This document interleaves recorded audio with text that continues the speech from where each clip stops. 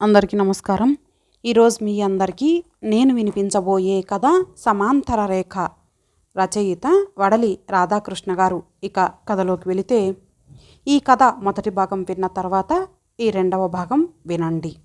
ఇక కథలోకి వెళితే, పేపర్ చదువుదామని పేజీలు తిరగేశాడు. అక్షరాలు అల్లిబిల్లిగా అగుపిస్తున్నాయి. తనలోని ఈ మార్పును గత కొన్ని నెలలుగా గమనిస్తూనే ఉన్నాడు. పెరుగుతున్న వయస్సు చూపును తెంచి పారేస్తోంది. ఇన్నాళ్ళు ఏదో కళ్ళజోడు పెట్టుకొని కాలక్షేపం చేసినా ఇప్పుడు కంటి గ్లాసుల మందం పెంచాల్సిన అవసరం ఏర్పడింది. 68 ఏండ్లు. జీవితంలో ఏమీ సాధించకుండా సాగిన 68 సంవత్సరాలు. పూర్తిగా ఖాళీగా ఓ విధమైన నిర్లిప్తత మిగిల్చి వెళ్ళిన 68 ఏండ్లు. చిన్న చదువు, సాధారణ ఉద్యోగం పుణ్యమా అంటూ జీవితం యాంత్రికమై ప్రత్యేకమైన ఆసక్తి అంటూ ఏమీ కలగలేదు. పెద్ద కోరికలు ఉద్భవించలేదు. చిన్న ఊరిలో పెరగడం వల్ల లోకజ్ఞానం కూడా అంతంత మాత్రం. యాంత్రికంగా వెళుతున్న జీవితం, సంకుచిత ధోరణుల, ఈర్ష్య అసూయల మధ్య విఘ్నత లుప్తమై వివేకం ఆవిరైన మనుషుల నడుమ సాగిన రోజులు. చాలామంది బ్రతుకుతీరు అంతే అయినా తనది మరీను. నరసాపురంలో డిగ్రీ పూర్తి చేశాడు. ఎవరితోనూ స్నేహం అవలేదు, ఎవరికీ దగ్గరవలేదు. ఇంటిలో ఆప్యాయతకి కొదవలేకపోయినా ఏమిటో గతంలోనికి తరచి చూస్తే ఏ సంఘటన ప్రత్యేకంగా జ్ఞాపకానికి రావడం లేదు.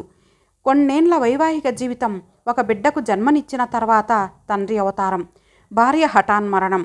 అప్పటి నుండి మానసికంగా ఒంటరితనం. ఆలోచిస్తూ పేపరు చదవ ప్రయత్నించాడు, కానీ వల్ల కావడం లేదు. మృదులమ్మ గారికి జ్వరం తగ్గలేదు. మాత్రలు నిండుకున్నాయి. నన్ను వెళ్ళి తెమ్మంటున్నారు. మీ దగ్గర ఏమైనా దొరుకుతాయేమోనని పని అమ్మాయి ఒకంత కంగారుగా వచ్చి అడిగింది. ఉన్నవి ఇవి. జ్వరం ఎక్కువగా ఉందా? ఈ మధ్య ఆవిడ చాలా నీరసంగా ఉంటున్నారు. మృదుల ఆరోగ్య పరిస్థితి వెంకటపతికి అంతగా తెలీదు. కానీ రాత్రిళ్ళు వినిపించే ఫెల్లు ఫెల్లు దగ్గు తనను ఆలోచింపజేస్తూనే ఉంటుంది.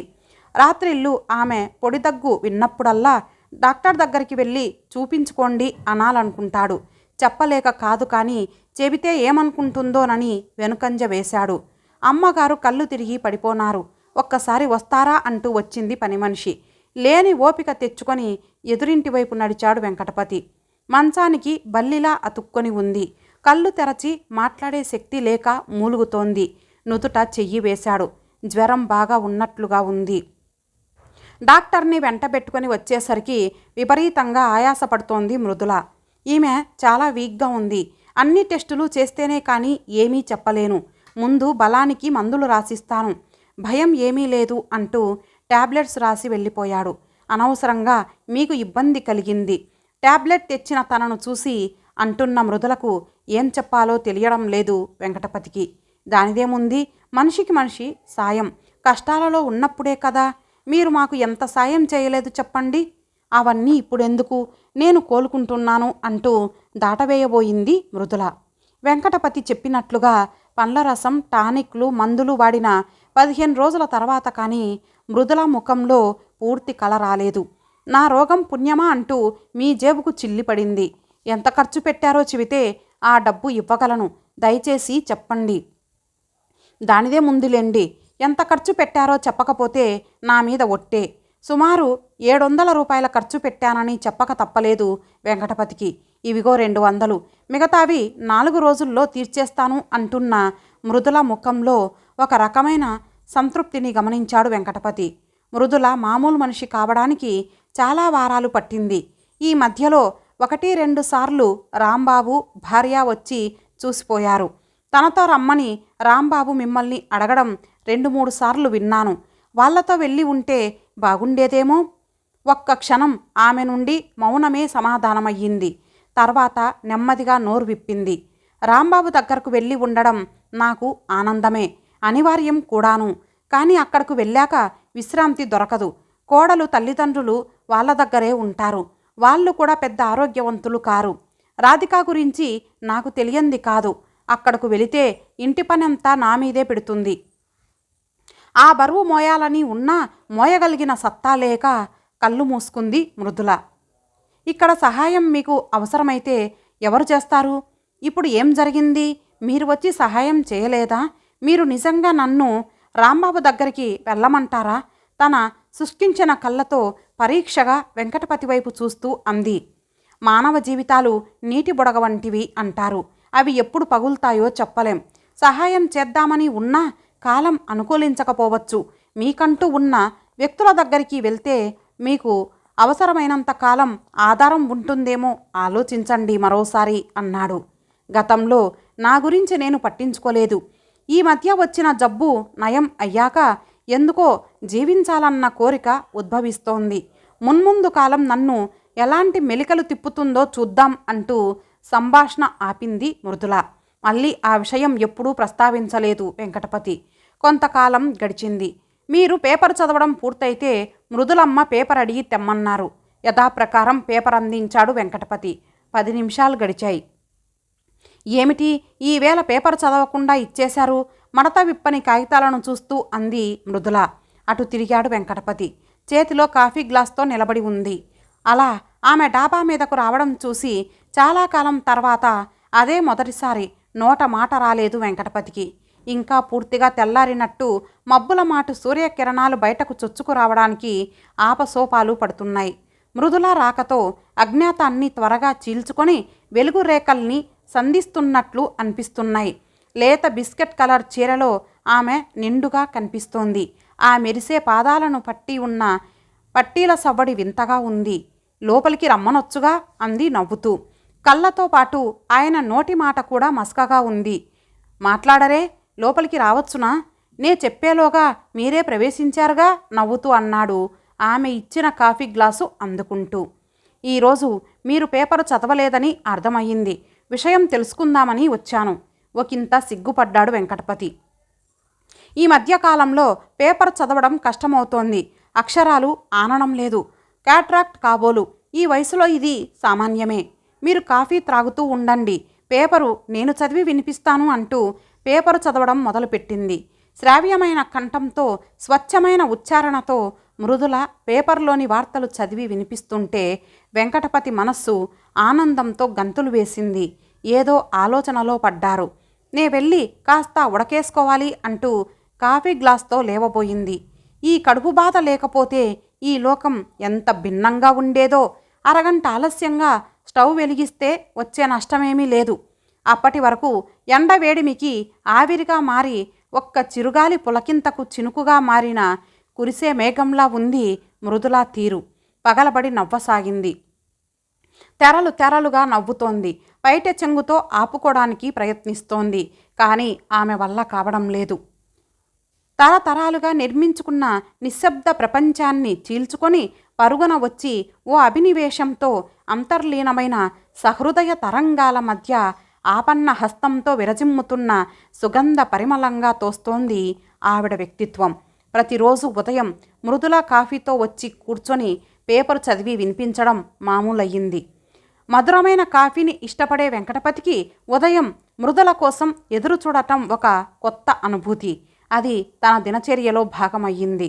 ఎన్నాళ్ళమ్మ మీ ఇంటికి వచ్చి లేదనిపించుకుంటూ వెళ్ళడం ఇది 10వ సారి. ఇవ్వాల్సింది 4000 దాటింది. ఇన్నిసార్లు అడిగించుకోవడం ఏమీ బాగాలేదు. ఓ మగ కంఠం నిలేస్తోంది. మా అబ్బాయి వస్తాడు, రాగానే మీ బాకీ తీర్చేస్తాను ప్రాధేయపడుతోంది మృదుల. ఏ ఆధారం లేని ఆమెకు డబ్బు ఇబ్బంది ఉండొచ్చు అని అనిపించి నా పరిస్థితి ఇంత విషమంగా ఉంటుందని ఊహించలేదు వెంకటపతి. కొడుకు ఉద్యోగం చేస్తున్నాడు, కానీ అతను ఆదుకుంటాడన్న నమ్మకం లేదు. అప్పటికప్పుడు వెళ్ళి తనకున్నంతలో ఆమెను ఆదుకోవాలనిపించింది. ఏదైనా సహాయం కావాలేమో. అంత రాత్రిపూట వెళ్ళడం సభ్యతగా అనిపించక అటూ ఇటూ అసహనంగా కదిలాడు. రాత్రి తెల్లవార్లు పెళ్ళు పెళ్ళున దగ్గు వినిపిస్తూనే ఉంది. ఏమిటి రాత్రంతా ఇంట్లో లైటు వెలుగుతూనే ఉన్నాయి, నిద్రపోలేదా ఏంటి? కాఫీ గ్లాస్తో వచ్చి కూర్చుంది మృదుల. సారీ, నా అనారోగ్యం మీ విశ్రాంతికి భంగం కలిగించినందుకు. ఏదైనా సహాయం అవసరమైతే తీసుకోవచ్చుగా. ఆ షావుకారుతో అన్ని మాటలు అనిపించుకోవాలా? తల వంచుకుంది. ఏదో అద్దె కోసం లెండి, రాంబాబు వచ్చాక తీర్చేస్తాను. నమ్మమంటారా? మాట్లాడలేదు మృదుల. మనిషికి మనిషి ఈ మాత్రం సహాయం చేయడంలో తప్పు లేదనుకుంటాను. నా పింఛన్ నిన్ననే వచ్చింది. ఈ 5000 ఉంచండి, నాకు అవసరమైనప్పుడు అడుగుతాను. ట్రంకు పెట్టే అడుగు నుండి 50 రూపాయల కట్ట బయటకు తీస్తూ అన్నాడు. క్షమించాలి, మీ స్నేహాన్ని డబ్బుతో ముడివేయడానికి ఇష్టపడను అడిగాడు మృదులగారు. మంచాన పడ్డ ముసలాళ్ళకి ఎంత సేవ చేశారు? మీకు ఏమిచ్చినా తక్కువే. పెద్దవాళ్ళు నేను చేసిందేమీ లేదు. అయినా అప్పుడు నెల నెల ముట్ట చెబుతూనే ఉండేవారు. ఇది అదే అనుకోండి. అదే మృదుల, 70లో పడుతున్నాను. ఏ క్షణంలో ఎలా ఉంటానో. ఈ దేహం క్షణికమైన జీవితం. ఈ వార్ధక్యపు చరమాంకంలో మీ వంటి మంచి మనుషుల ఆలంబన. చటుక్కున ఆయన నోటికి తన చేయి అడ్డుపెట్టబోయింది. అంతలోనే తమాయించుకుంది. సుహాసిని తన దగ్గరకు రమ్మంటూనే ఉంటుంది. అల్లుడు కాదనడు. కానీ ఏమిటో నా వ్యక్తిత్వ స్వాతంత్ర్యం ససేమిరా అంటుంది. అయినా వారు మాటల్లో ఎప్పుడూ వ్యాపార ధోరణి కనిపిస్తూనే ఉంటుంది. సాగినంత వరకు ఇలా మీలాంటి మనసున్న మనుషుల మధ్య మాట్లాడలేదు మృదుల. వింతగా ఆయన ముఖంలోకి చూసింది. జీవిత చరమాంకంలో చివరి అడుగులు వేస్తున్నవాణ్ణి. మరో మనిషి అవసరం కావాల్సి వచ్చినప్పుడు మీరున్నారని ధైర్యం నాకు. అప్పుడు నేనుగా మీకేమీ ఇవ్వలేకపోవచ్చు. కనీసం ఇప్పుడైనా కాదనకండి. ఆ షావుకారు వచ్చి బలవంతాన మీ చేత ఇల్లు ఖాళీ చేయించి తర్వాత నాకు కనిపించకుండా దూరమై ఆ దృశ్యాన్ని ఊహించుకోలేను. 10 కాలాల పాటు పదిలంగా మీరు చల్లగా ఉండాలని ఏదో సాయం చేస్తున్నానని మాత్రం అనుకోవద్దు. మనకి ఈ జీవితం మీద ఇంత మమకారం ఎందుకో అని నాకు అప్పుడప్పుడు అనిపిస్తూ ఉంటుంది. ఆశించడానికి ఏమీ లేకపోయినా, సాధించవలసిందేమీ కనిపించకపోయినా చిన్న నలత చేస్తే భయపడి డాక్టర్ దగ్గరకు పరుగులు పెడతాం. నిశ్శబ్దాన్ని ఛేదిస్తూ అంది. విచిత్రంగా చూశాడు వెంకటపతి. మనకు తెలియకుండా ఏదో ఆశ మనసులో దాక్కొని ఉంటుందేమో. అదే మనల్ని బ్రతికిస్తూ ఉంటుంది కాబోలు. ఇలాంటి పిచ్చి ఆలోచనలు వేదనకే దారి తీస్తాయి, కానీ శాంతినివ్వవు చెప్పుకుపోతోంది. టీపాయ్ మీద 50 రూపాయల కట్ట మృదుల వ్యక్తిత్వం ముందు వెలవెలబోతోంది. ఇక ఆపేసి పేపరు చదవండి మృదుల. తన శ్రావ్యమైన కంఠంతో పేపరు చదవడం మొదలుపెట్టింది. ఏమిటి మొహం వెలిగిపోతోంది? గవర్నమెంట్ పింఛన్ ఏమైనా పెంచిందా? కాఫీ గ్లాస్తో వచ్చి అంది మృదుల. లేదు, ఇన్నాళ్ళ నుండి మనసులో దాచుకున్న కోరిక నిన్న మీ ముందు వెళ్ళగక్కినందుకు. సూర్యరశ్మి మొహం మీద పడటంతో పండంటి ఆమె ముఖం వెలిగిపోతోంది. ఒక్కసారిగా నిండా నీళ్లతో వర్షింపబోతున్న మేఘంలా ఉన్న మృదులను చూస్తే వెంకటపతి గుండె ద్రవించింది. అవును, రోజు రోజుకి నా ఆరోగ్యం క్షీణిస్తోంది మృదుల. ఇప్పుడు మీ ఆపన్న హస్తం కోసం అర్రులు చాచడం తప్పు కాదనుకుంటాను అన్నాడు. ఈ లోకం ఎవరి గురించి లిప్తకాలం కూడా పట్టించుకోదు. జీవించాలన్న కోరిక ఉంటే మనం తీవ్రమైన కష్టాలని కూడా భరిస్తూ బ్రతికి ఉంటాం. లేకపోతే భయం వలన చావకుండా బ్రతికి ఉంచుతోంది. ఎంతకాలం బ్రతికాం అన్నది ముఖ్యం కాదు, ఎలా బ్రతికాం, ఎందుకు బ్రతికాం అన్నదే నాకు ముఖ్యం.